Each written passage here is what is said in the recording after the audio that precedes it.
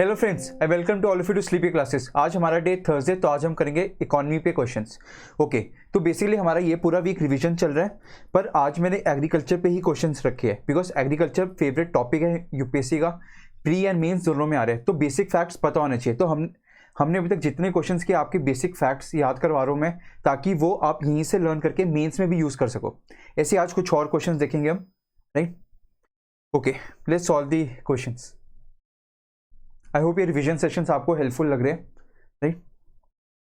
Okay, पहला question basically news में बहुत रहता है कि now we need to move towards using technology in agriculture. So ऐसे हम एक टेक्नोलॉजी लेके आए, टेक्नोलॉजी प्लेटफॉर्म है ई सेंटा, तो उस पर बेस्ड क्वेश्चन है ये। Okay, second question, sugar cultivation. ये कल ही न्यूज़ में बहुत था और एक्चुअली पूरे साल से, और अगर आप देखोगे 3-4 साल से बहुत न्यूज़ में रहता है शुगर कल्टीवेशन, शुगर मिल्स वगैरह इश्यूज, एक्सपोर्ट बैन, या फिर रहता है बहुत इश्यूज़ की वजह से। देन इथेनॉल प्रोडक्शन के लिए हम डाइवर्ट करें शुगर कल्टीवेशन, बिकॉज हमें क्लीन फ्यूल चाहिए, बायोफ्यूल्स वगैरह, तो न्यूज़ में रहता है। तो इसलिए मैंने शुगर कल्टीवेशन पे एक क्वेश्चन बना दिया, right. Okay, water resources and Indian agriculture. Water resources हर साल क्वेश्चन आता है मेंस में, आप देखोगे। तो बेसिकली फैक्ट्स पता होनी चाहिए, तो उस पर बेस्ड क्वेश्चन है ये। और वाटर यूज एफिशिएंसी पे क्वेश्चन आया भी था लास्ट ईयर या last to last year mains में, तो उसी को ध्यान में रख के क्वेश्चन बनाए गए ये। उसमें तो यूपीएससी थोड़ा स्पेसिफिक था, क्रॉप वाइज था, क्रॉप की वाटर यूज एफिशिएंसी। अब मैंने ओवरऑल इरिगेशन के अकॉर्डिंग पूछ लिया। ओके, एग्रीकल्चर इंफ्रास्ट्रक्चर फंड, उस पर बेस्ड क्वेश्चन है। लास्ट क्वेश्चन जीआई टैक्स, तो GI tag based questions, alright. ये थोड़ा एडिटिंग हो गया, क्रॉप नहीं है, normally GI tags and location. ये एक्चुअली लास्ट 1 ईयर 6 ईयर्स में जितने जीआई टैग्स आए हैं, तो थोड़ा रिकॉल कर लेते हैं। Almost you will be having around 470 GI tags, इतने सारे, पर हम याद नहीं कर सकते। तो हम क्या याद कर सकते हैं, जो mainly important ones frequent news में पढ़ते रहते हैं और जो हमारी बुक्स में we come across, right. Okay, please pause the video and please solve this questions.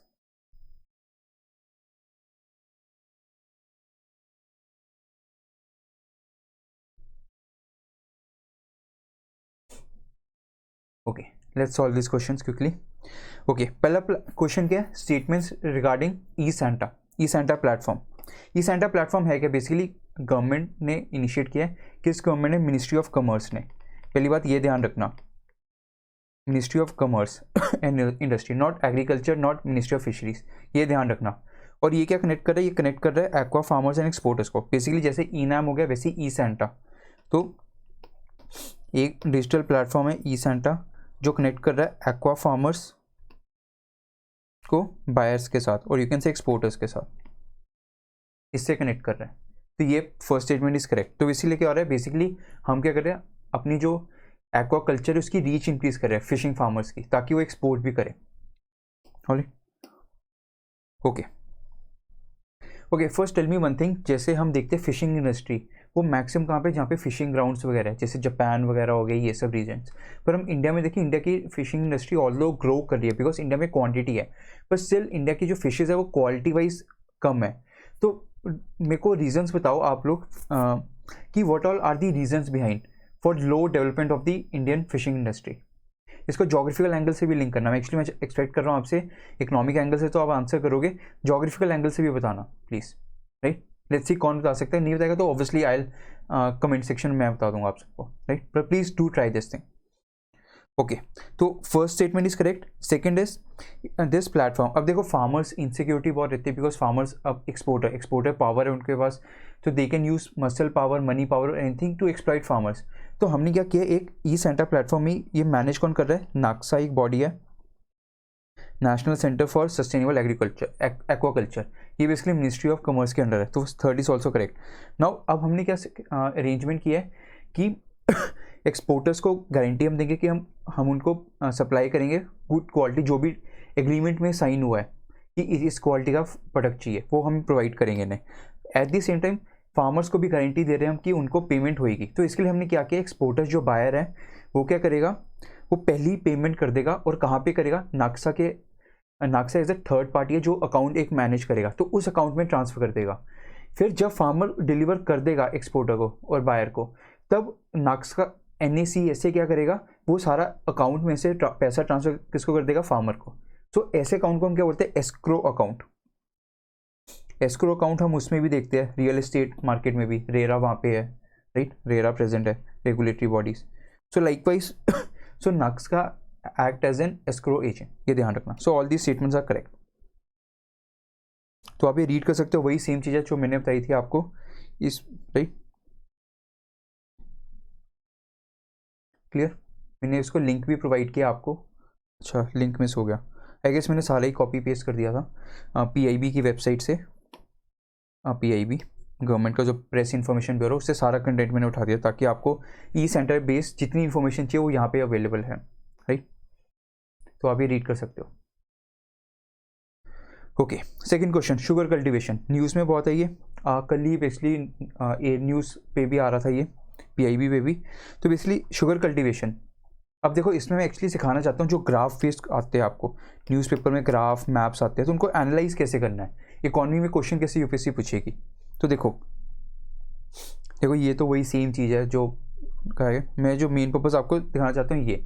अब देखो ये ग्राफ्स आते हैं आपको न्यूज़पेपर में आते हैं, मैप्स में भी आएंगे, देन कोई भी वेबसाइट खोलते हो आपको ग्राफ्स, और इकोनॉमिक सर्वे बजट उसमें भी बेसिकली हेल्पफुल होएगा।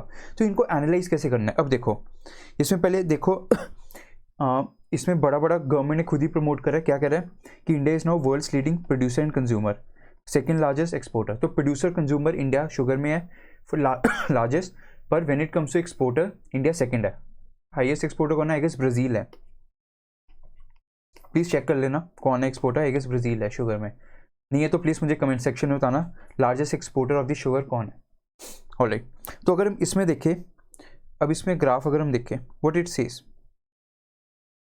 देखो अब ये ग्राफ फिगर्स नहीं याद करने, देखो फिगर्स भी इतने क्लियरली विजिबल है भी नहीं, याद करने भी नहीं है। देखो इसमें सीजन के याद करना है 2018-19, 19-20, 2021, ये लास्ट ईयर 21-22।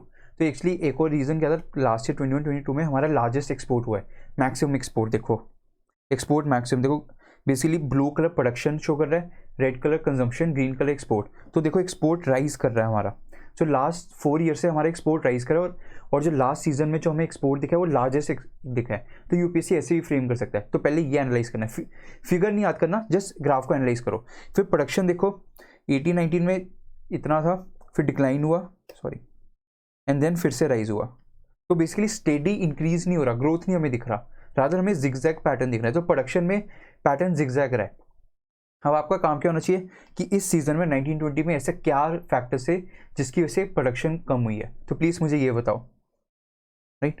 मेनली लिंक्ड होता है हमेशा हमारा एग्रीकल्चर का लिंक एक रीज़न से होता है, मानसून से। तो प्लीज़ इसे चेक करना, हमने लास्ट टाइम डिस्कस भी किया था, लानीना सितंबर 20 से चल रहा है, पर ये सीजन क्या है 2019-20। तो दैट मीन्स अगर आप देखो, अब देखो लिंक करो सितंबर 2020 से, दैट मीन्स हमारा मानसून नॉर्मल चल रहा है। और देखो प्रोडक्शन भी हमारा 2021 वाला सीजन, 21-22, और हमारा जो ये वाला सीजन होगा 22-23, ये लानीना वाला फेज था, दैट मीन्स यहाँ पे प्रोडक्शन भी ग्रोथ हो रही है। तो ऐसे लिंक करोगे ना, जितना आप कॉन्सेप्ट के साथ लिंक करते हो, जैसे ज्योग्राफी से अब लिंक कर दिया आपने, रीजन क्या देना है, ट्रिपल डिप लानीना। देखो कितना ईजी हो रहा है, आपको मज़ा भी आएगा पढ़ने में। ऑलराइट, तो ये है बेसिकली कॉन्सेप्ट, इतना टेंशन नहीं लेने वाली बात। ऑलराइट, देन कंजम्पशन देखिए, कंजम्पशन जिगजैग है। कंजम्पशन देखो यहाँ पे ज़्यादा है, 2019-20 में डिक्लाइन हुआ, फिर राइज हो रहा है।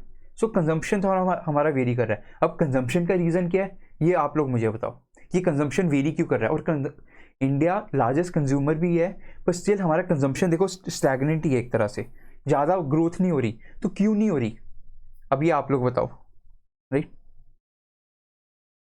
आई होप ऐसे एनालाइज करना है आपको ग्राफ को। देखो ये UPSC ने क्वेश्चन पूछा हुआ है, बेसिकली मैंने फ्रेम किया था कि स्टेडी ग्रोथ हो रही है, स्टेडी ग्रोथ नहीं हो रही है, जिगजैग हो रही है। तो first statement is wrong, largest producer and consumer है, second is correct. So basically this is what has been asked, so this is how you are suppose to analyse the graph. I hope this is helpful to all of you. Link भी provide कर दिया मैंने PIB का, इसमें और भी factors होंगे। PIB के जो लिंक पे जाओगे तो वहाँ पे और भी शुगर रिलेटेड और भी डेटा एनालिसिस होगी, उसकी एनालिसिस निकाल लेना बस, right. Alright, relation between water resources and Indian agriculture. हमें पता है वाटर रिसोर्स बहुत इंपॉर्टेंट है, हमारे जो मैक्सिमम वाटर रिसोर्स है उसका अराउंड 80% 80 to 85% वो कंज्यूम किस में हो रहा है, एग्रीकल्चर यूज़ करता है, राइट। ये चीज़ ध्यान रखना। बाकी हम यूज़ करते हैं डोमेस्टिक पर्पस, फिर industrial reason, then urbanisation factors भी आगे, मतलब बहुत सारे फैक्टर्स है फिर। तो मैक्सिमम हमारा यूज़ होता है एग्रीकल्चर, वाटर रिसोर्सेज जो आता है। ऑलराइट, लास्ट टाइम हमने डिस्कस भी किया था वाटर रिसोर्सेज में कि इंडिया वाटर स्ट्रेस की तरफ मूव कर रहा है, वाटर स्कार्स नहीं, वाटर स्ट्रेस। तो आपने मुझे फिगर भी दिया था सब कुछ, तो you all were right. Alright, okay. तो proportion of arable land has increase from 20 to 55% from 1981 to 2013। देखो हमारा जो एरेबल लैंड क्या है, जो हम कल्टिवेट कर रहे हैं लैंड, राइट, इसमें एक वो भी आना था, sorry, under irrigation, my fault, sorry, under irrigation miss हो गया। तो proportion of arable land under irrigation has increase from 20 to 55%। ये रॉन्ग है, 20% से 35% इंक्रीज हुआ है। दैट मीन्स कल्टिवेबल लैंड हमारा कितना है, 55% नहीं है, 35% लैंड में ही सिर्फ इरीगेशन से वाटर सप्लाई कर रहा है, बाकी सारा क्या रेन फेड डिपेंडेंट है। तो देखो कितना हमारे लिए, मतलब मानसून कितना इंपॉर्टेंट है। ऑलमोस्ट 65% ऑफ लैंड या 70% ऑफ लैंड हमारा रेन फेड डिपेंडेंट है। तो दिस इज़ रॉन्ग, 35 आना था यहाँ पे। लाइकवाइज ये गवर्नमेंट की रिपोर्ट थी, उसमें बहुत से फिगर था, उससे मैंने उठाया ये। Okay, second question, overall irrigation efficiency of major and medium irrigation projects is estimated to be around 38%। That means अब सरफेस इरीगेशन हो गई है, मेजर एंड मीडियम इरीगेशन हम यही बोलते हैं, कनाल्स के थ्रू सरफेस इरीगेशन। अब उसके थ्रू हम जो वाटर प्रोवाइड कर रहे हैं उसको हमारी जो लैंड है या क्रॉप्स है कितने एफिशिएंटली यूज़ कर पाते हैं। तो एस्टिमेटेड कितना है, 35 to 40% एफिशिएंटली यूज़ कर पाते हैं। That means rest of the water gets wasted. So this is second is correct, first is wrong, second is correct, right.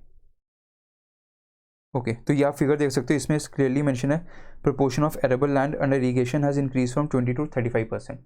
Likewise 35 to 40% efficiency is seen in case of surface irrigation. बाकी facts भी आप observe कर सकते हो, India के productivity.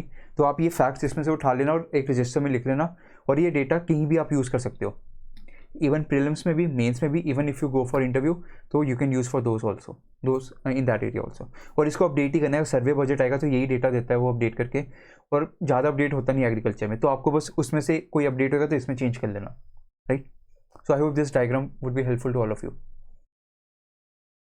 ये links भी provide कर दिए मैंने आपको, जहाँ जहाँ पे ये सारा डेटा अवेलेबल है और अच्छा कंटेंट अवेलेबल है, ऑलराइट, तो आप एक्सप्लोर कर सकते हो। ऑलराइट, एग्रीकल्चर इंफ्रास्ट्रक्चर फंड ये है क्या। देखो हम अभी इंफ्रास्ट्रक्चर बहुत ज़रूरी है एग्रीकल्चर में, हमने देखा था, आई होप याद होगा जब हमने एग्रीकल्चर के फर्स्ट सेशन किया था, तब हमने देखा था पब्लिक इन्वेस्टमेंट क्या हो रहा है, कम हो रही है।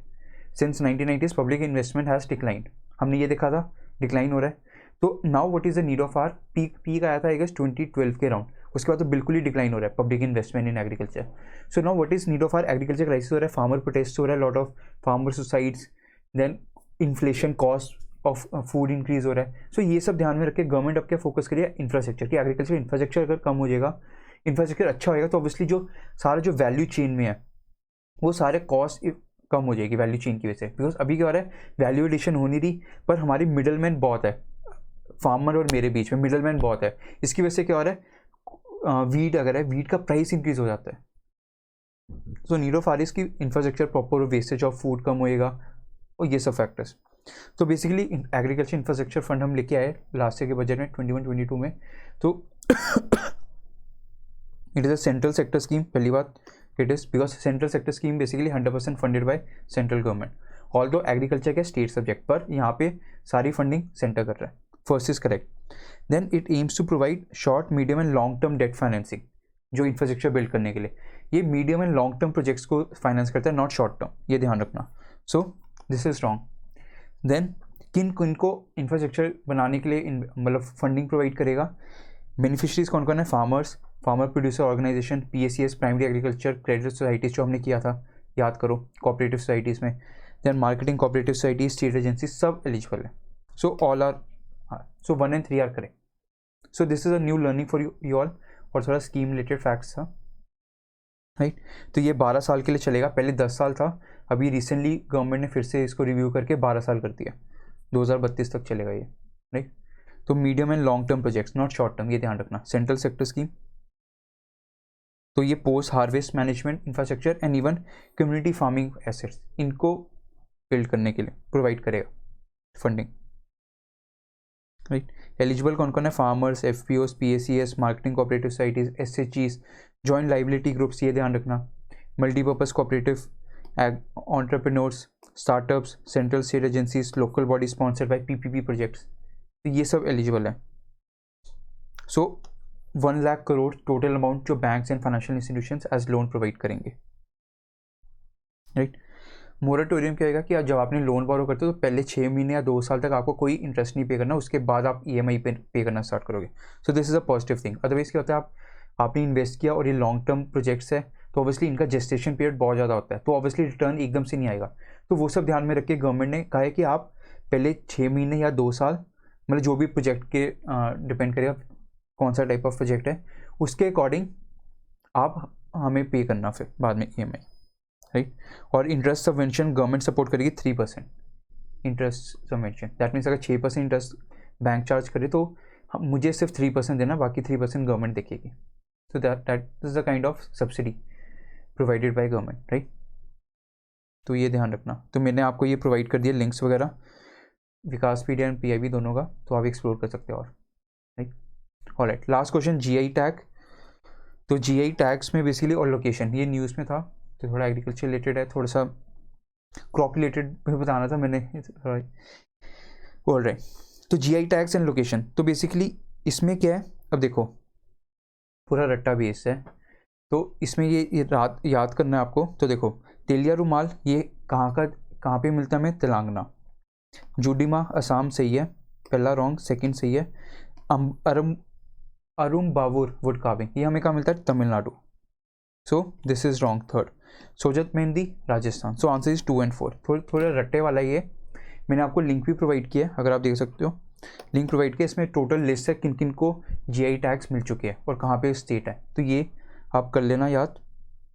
और इसमें एक चीज़ ध्यान रखना, इसको ना याद कैसे करना है GI टैग्स को, ये मैं आपको बताना चाहता हूँ, इसलिए मैंने क्वेश्चन डाला था। अदरवाइज तो ये क्वेश्चन बहुत रट्टे वाला है, इनमें पढ़ने का फ़ायदा होता है, जब रिवीजन सेशंस होंगे तब आप कर सकते हो। इनवेज इनको याद पता है कैसे करना है? देखो आप आर्ट एंड कल्चर पढ़ते हो, आर्ट एंड कल्चर में हैंडीक्राफ्ट्स वाला आपने पढ़ा होगा सारा, एंड वेरियस पेंटिंग्स आप पढ़ते हो, तो वही जैसे वो पेंटिंग्स एंड हैंडीक्राफ्ट्स आप जब आर्ट एंड कल्चर के टाइम पढ़ रहे हो कहाँ कहाँ मिलते हैं, वही आज के टाइम भी प्रेवलेंट है वो हैंडीक्राफ्ट्स। और वो अगर यूनिक है किसी एरिया से रिलेटेड, उसको हम क्या करते हैं, लोकेशन से टैग कर देते हैं, GI टैग दे देते हैं। ये है बेसिकली कॉन्सेप्ट, राइट।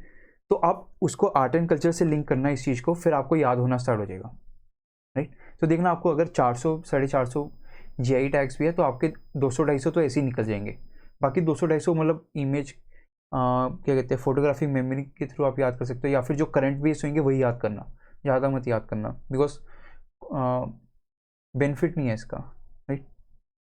बिकॉज याद हम रख ही नहीं पाएंगे ना ज़्यादा एग्जाम के time. Alright, I hope this session was helpful to all of you. किसी को कोई डाउट होगा तो प्लीज़ पूछ लेना। And good news to all of you that we are coming up with the mentorship course sociology में।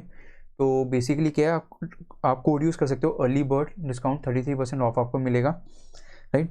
And moreover किसी ने मुझे कॉन्टैक्ट किया था टेस्ट सीरीज़ के लिए, जो जिनको प्रॉब्लम आ रही है कि एनरोल करने में या कोई और कोर्स स्लीपी क्लासेस का कोर्स एनरोल करना है, तो दे कैन कॉन्टैक्ट इधर मी rahul@sleepyclasses.com एंड और you can call our calling team head pinky@sleepyclasses.com।